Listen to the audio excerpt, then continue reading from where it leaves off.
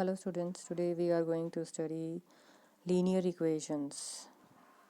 इसमें हम with the help of matrix कुछ linear system of equations को solve करने की कोशिश करेंगे कि हम किसी भी, जैसे हमारे पास फर्स्ट है homogeneous linear equations, जिसमें हमने m linear equations ली हैं जिसमें n unknowns हैं x1 x2 x2 xn, जिसको मैंने equation नंबर 1 लिखा है।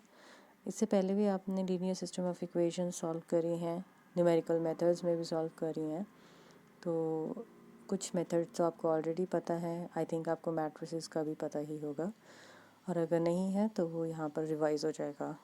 So the above set of linear system can be return in the matrix form, कि जो कोफिशिएंट्स होते हैं उनको हम इस तरीके से लिखते हैं, और जो अननोन्स हैं x1 x2 और xn हमने इस तरीके से लिखा, and it is equals to zero. क्योंकि ये होमोजीनियस है इसलिए राइट हैंड साइड हमारी ज़ीरो है, तो मैट्रिक्स की फॉर्म में हमें ज़ीरो रखेंगे, कि जैसे हमारे पास ax is equals to capital O लिख सकते हैं इसको हम।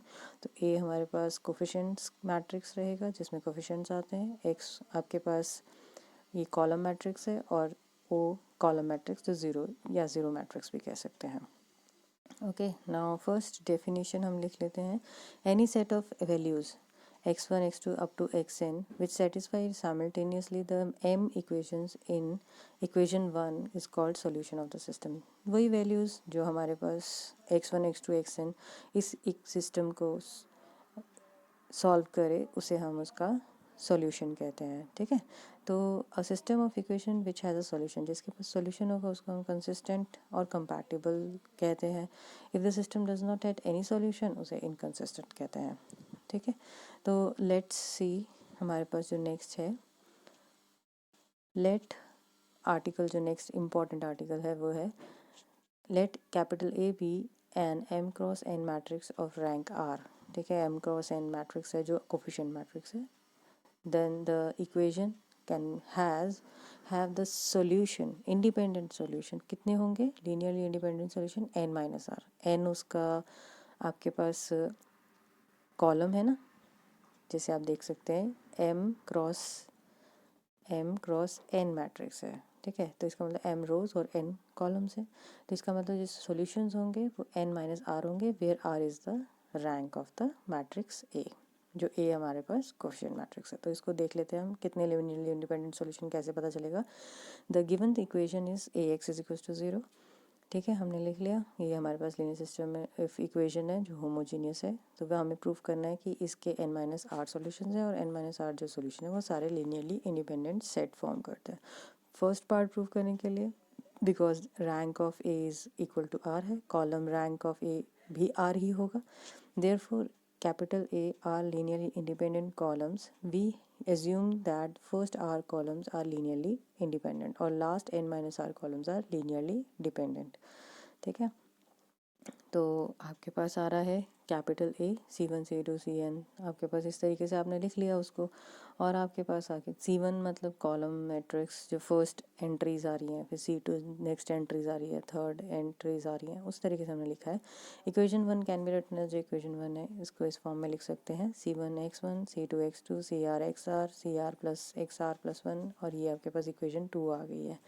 तो यहाँ पे हमारे पास जो आ रहा है वो ये है कि CR, ये सारे के सारी एंट्रीज जो हमारे पास है वो सारे लीनियरली डिपेंडेंट कॉलम्स है, क्योंकि हमें मान के चल रहे हैं कि n माइनस आर जो है columns are linearly dependent. Therefore each is a linear combination of C1 C2 CR। Obviously जो इससे लोअर में आ रही है उन सब के अंदर लीनियर कम्बिनेशन में होगा, तो CR प्लस 1 को हम लीनियर कम्बिनेशन में लिख दिया, CR प्लस 2 को लीनियर कम्बिनेशन में लिख दिया, इसी तरीके से CN को भी हमने लीनियर कम्बिनेशन में लिख दिया, where T is equals to n minus r. ठीक है, ये इसका रीज़न दिया हुआ है, आई होप आपको समझ में आ ही गया होगा। तो नेक्स्ट हमारे पास आ रहा है, इसको we get the above equation can be written as, जो हमने ये इक्वेशन लिखी है इसको हम इस तरीके से भी लिख सकते हैं। ठीक है, बाकी सारे ज़ीरो हो गए,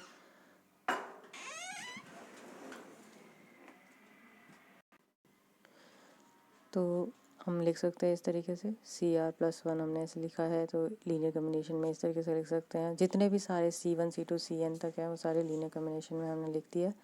इसके बाद हमारे पास आ रही है comparing one of the one by one the equations in R in 3 with equation 2, दोनों को कंपेयर किया and we get the value of x1 x2 and up to xt, जहाँ पे हमारे पास t is equal to n minus R solutions of the equation है. Now we have to show that these n minus R solutions x1 x2 xt are linearly independent vectors. For this we consider the relation. So where t is equals to n minus r solutions of the equation. ठीक है, ये हमने अब जब assume किया था तो हमारे पास t is equals to n minus r था. ठीक है, now we have to show that these n minus r solutions are linearly independent vectors. ठीक है, हमने ये बता दिया कि हमारे पास ये solutions हैं और हमें प्रूव करना है कि linearly independent है. ठीक है, तो इसके लिए हम क्या करेंगे, now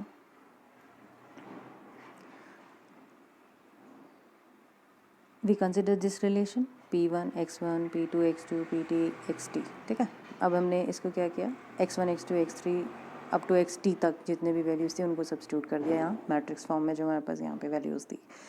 now comparing r plus 1th r plus tth और उसके बाद nth elements we get minus p1 is equal to 0. जब हमने कंपेयर किया सारी वैल्यूज़ को तो हमारे पास ये वैल्यूज़ आ रही हैं. ठीक है, तो p1 की वैल्यू 0, p2 की वैल्यू, pt की वैल्यू, इस तरीके से हमारे पास सारी वैल्यूज़ 0 आ रही है. तो इसका मतलब क्या हुआ कि हमारे पास p1 x1 plus p2 x2 pt xt एक लीनियर कम्बिनेशन है जहाँ पर p1 p2 pt is equal to 0 आ रहा है. इसका मतलब x1 x2 xt हमारे पास लीनियरली इंडिपेंडेंट वेक्टर है. और ये चीज़ आपने फर्स्ट ईयर में अपनी स्टडी करी है कि कैसे हम किसी भी चीज़ को लीनियरली इंडिपेंडेंट शो करते हैं, है ना. तो therefore ax is equal to 0 n minus r linearly independent solution हो जाएंगे. इसके कुछ कोरोलरीज हैं, बहुत इंपॉर्टेंट है, तो इसीलिए वो आप स्टडी कर लीजिए.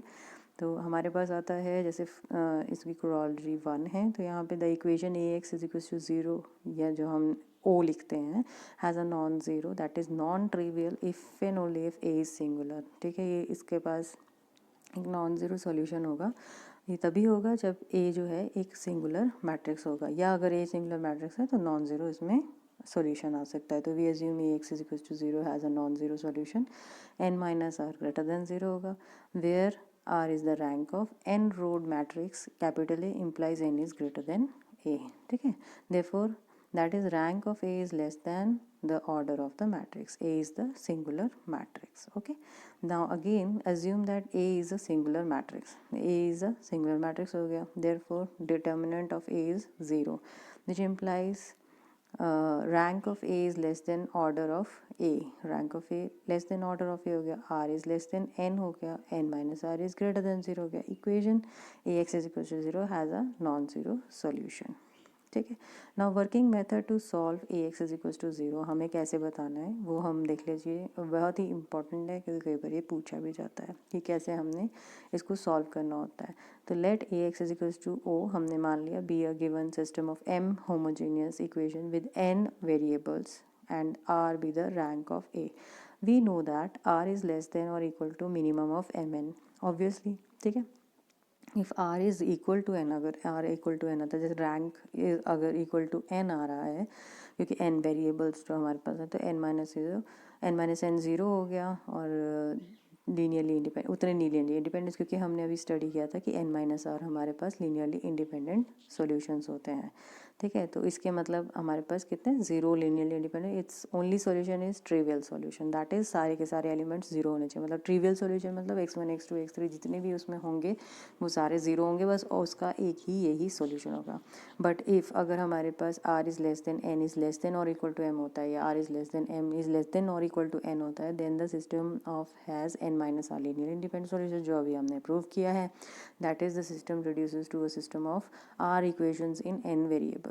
ठीक है, and we express the value of some r unknowns remaining n minus r unknowns, and so that the n minus r linearly independent solution can be found by giving 1 to 1 and 0 to remaining n minus r unknowns. ठीक है, उसके बाद हमारे पास ये solution आता है। Now next है हमारे पास very important null space and nullity of the matrix. ये चीज़ बहुत इंपॉर्टेंट है, ये चीज़ भी समझ में आनी चाहिए। Let capital A B a matrix of type M cross N and rank R है जिसकी, ठीक है। The subspace generated by the vectors capital X such that A X is equals to O is called column null space of M cross N matrix capital A and its dimension is N minus R is called column nullity of the matrix. ठीक है, आपको समझ में आ गया। तो इसमें rank plus column nullity जो हमारे पास होती है, जैसे n माइनस आर है और r आपके पास रैंक होती है, दैट इज़ टोटल हो गया ना, n that is the number of columns. बात समझ में आ रही है। तो ये नलिटी आपके पास वहाँ से कंसिडर कर सकते हैं आप, ठीक है। तो उसके बाद है similarly the subspace of the solution of Y A equal to zero. अगर जैसे हमारे पास A X is equal to zero तो Y A is equal to zero is called row null space, क्योंकि हम यहाँ पे ए एक्स ले रहे हैं इसलिए कॉलम आएगा, और यहाँ पे वाई ए अगर लेते हैं जो ए आपके पास कोफिशिएंट मैट्रिक्स है और उससे पहले आपने वेरिएबल्स मल्टीप्लाई किया है, तो हमारे पास रो नल स्पेस बन सकता है and its dimension is M minus R is the row nullity of the matrix, ठीक है। तो row rank plus row nullity is number of rows हो गया automatically. If capital A is a square matrix that is M is equals to N. अगर square matrix होता है that is number of rows is equals to number of columns होता है। तो rank plus row nullity क्या होगा, rank plus column nullity. Row nullity is in column nullity और nullity of the matrix कहेंगे, ठीक है। Nullity of matrix is denoted by nu A, हो गया। तो rho A means rank of A, nu A means nullity of A, nullity of A जिसमें N minus are आता है, रैंक ऑफ ए जिसमें आर आता है, और टोटल नंबर ऑफ कॉलम्स होते हैं आपके पास, ठीक है। तो नेक्स्ट है Sylvester's law of nullity. Sylvester's law of nullity क्या होती है, if capital A and B are two N rowed and तीनों में एन रोज हैं, स्क्वायर मैट्रिक्स है, देन हमें बताना है कि हमारे पास जो मैक्सिमम होता है nullity of A nullity of B is less than और equal to nullity of A B, दोनों मल्टीप्लाई करके, and less than nullity of A plus nullity of B, ठीक है। ये हमारे पास आएगा। Now since capital A B या two N rowed square matrix है, अब ये ध्यान दीजिएगा स्क्वायर मैट्रिक्स है, ठीक है। तो therefore rank of A plus rank of B minus N is less than equal to rank of A B होगा और minimum of row rank of A और रैंक ऑफ बी होगा। ये हमारे पास इक्वेशन 1 हो गई। Now rank of A plus nullity of A is equals to N होता है, ये हमारे पास डेफिनेशन जो हमें अभी सिल्वेस्टर लॉ ऑफ नलिटी किया, वहीं से rank of A is equals to क्या आ गया, N minus nullity of A आ गया। इसकी वजह से देयरफॉर हम बी के लिए भी यही चीज़ लिख सकते हैं और उसके मल्टीपल के लिए भी हम ऐसे ही इसको शो कर सकते हैं। और तीनों को ये 1 2 3 4 चारों को हमने इकट्ठा किया तो हम उसकी वैल्यूज़ रख देंगे अपनी इसमें इक्वेशन 1 में, तो हमारे पास क्या आ जाएगा, ये सारी की सारी टर्म्स आ गई, जो कॉमन है वो हमने कैंसिल आउट कर दिया and we get this one, ठीक है। Hence prove. अब हमारे पास क्वेश्चन है, इसको देखते हैं हम कैसे प्रूव करते हैं। क्या क्वेश्चन है, show that only real value of K for which the following equations have non zero solution is 6। हमें बताना है कि के की एक ही वैल्यू जो हमारे पास होती है, ठीक है, जिसके वजह से हमारे पास नॉन ज़ीरो सॉल्यूशन आता है, वो है के की वैल्यू 6। सिर्फ 6 के लिए ही हमारे पास इस जो लीनियर सिस्टम ऑफ इक्वेशन है उस पर आपके पास नॉन ज़ीरो सॉल्यूशन आएगा। ज़ीरो सॉल्यूशन तो ऑब्वियसली हमारे पास होगा जब हम वैल्यू एक्स वाई और जेड में तीनों में ज़ीरो ज़ीरो रखेंगे, तो ऑटोमेटिकली राइट हैंड साइड भी आपके पास ज़ीरो ही बनेगी, इसलिए उसको ट्रिवियल सॉल्यूशन हम कहते हैं। तो हमें नॉन ट्रिवियल सॉल्यूशन या नॉन ज़ीरो सॉल्यूशन देखना है, तो उसके लिए हम इस चीज़ को स्टडी कर रहे हैं, ठीक है। तो देखते हैं पहले कैसे करेंगे। हमने पहले इक्वेशंस लिख ली, तीनों इक्वेशंस लिख ली, उसमें एक्स कोफिशिएंट वाई सबको इकट्ठा लिख लिया, फिर हमने कोफिशिएंट मैट्रिक्स लिख लिया, तो कोफिशिएंट मैट्रिक्स की फॉर्म में हमारे पास ये आ गया और X Y Z is equal to 0 लिख दिया, ठीक है। एक्स के कोफिशिएंट्स, वाई के कोफिशिएंट्स और जेड के कोफिशिएंट्स, फिर हमारे पास बनता है, फिर हमने नॉन ज़ीरो सॉल्यूशन ढूंढना है तो हम डिटर्मिनेंट देख लेते हैं। डिटर्मिनेंट इसको सॉल्व किया तो हमारे पास ये के क्यूब में बन गया है। K is equals to 6 is a root of this equation, इसका 6 एक सॉल्यूशन है। तो remaining roots of this equation क्या आ रहे हैं, वो आ रहे हैं ये जो कॉम्प्लेक्स रूट्स हैं, ठीक है। तो ओनली रियल वैल्यू ऑफ के इज 6, तो यहाँ पे आ गया ना, यहाँ पे real value, only real value पूछी गई थी तो रियल वैल्यू सिर्फ 6 है, बाकी दो तो कॉम्प्लेक्स वैल्यूज आ रही हैं। ठीक है। तो इसका मतलब नेक्स्ट हमारे पास क्वेश्चन आ, जैसे एक और है, show that the only real value of lambda for which the equation this has ट्रोलिजन इज 4, हमें बताना है। Also solve the equations for lambda is equals to 4। ठीक है, तो हमारे पास आ रहा है, तो हमने सबसे पहले क्या किया, हमने सबसे पहले उसको इक्वेशंस लिख ली है। इक्वेशंस लिखने के बाद हमारे पास जो सॉल्यूशन बनेगा वो आ रहा है, तो आप ये इजीली कर लेंगे, जैसा ये पहले वाला क्वेश्चन था वैसा ही होगा। नाउ नेक्स्ट हम क्वेश्चन करने जा रहे हैं,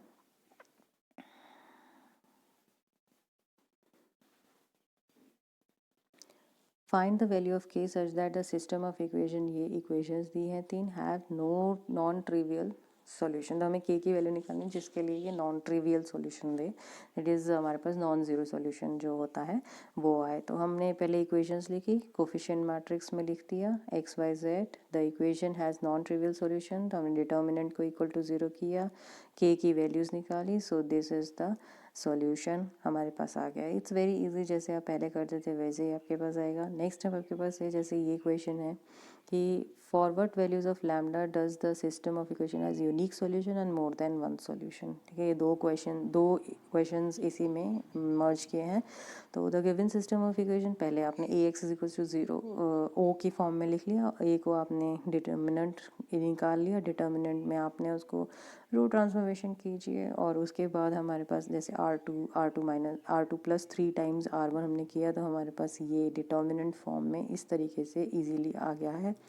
इसके बाद हमारे पास फर्स्ट है system has a unique solution, तो determinant should not be equal to 0, एक ही बात है। तो इसके बाद क्या हुई, ये तभी होगा जब 5 - 5 lambda is not equal to 0 होगा, लैम्डा की वैल्यू नॉट इक्वल टू 1 आएगी, तब आपके पास यूनिक सॉल्यूशन होगा। और system has a more than one solution, तो इसका मतलब डिटर्मिनेंट 0 हमने कर लिया और वहाँ पे लैम्डा इज इक्वल्स टू 1 आ गया। तो इसका मतलब जब लैम्डा नॉट इक्वल टू 1 है तो हैज़ अ यूनिक सॉल्यूशन, जब इसमें लैम्डा इज इक्वल्स टू 1 है तो has more than one solutions.